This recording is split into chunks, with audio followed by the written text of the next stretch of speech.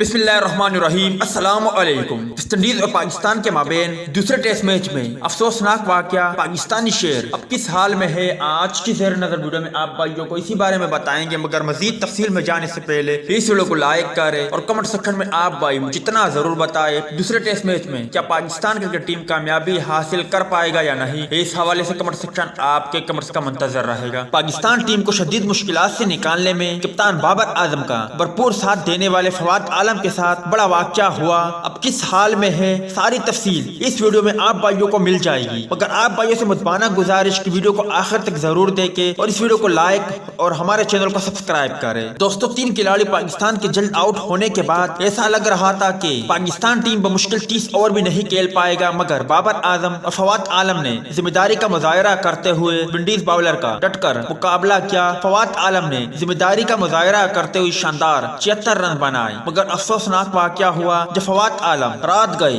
Injured हुए। गालिबन उनकी टांग में फ्रैक्चर हुआ या कुछ मौज आई जिसकी वजह से वो मजीद इनिंग्स जारी ना रख सके। मगर ताज़ा तरीन जो इतलात सामने आई है, कभी इम्कान है कि दूसरे दिन के खेल में फवाद आलम की जरूरत पड़ेगी तो मैदान में खेल पाएंगे और उम्मीद है कि वो दूसरे टेस्ट मैच में शानदार सेंचुरी भी बना लेंगे। इस वक्त पाकिस्तान का स्कोर 212 है और 4 खिलाड़ी उनके आउट है। बाबर आजम की बात करें तो वो 76 रन बनाकर आउट हुए, जबकि मोहम्मद रिजवान और फहीम अशरफ बालतरतीब 22 और 23 रन के साथ क्रीज पर मौजूद है। उम्मीद है दोस्तों कि आज के मुख्तसर वीडियो भी आप भाइयों को पसंद आई होगी। टेक केयर, बाय बाय, अल्लाह हाफिज।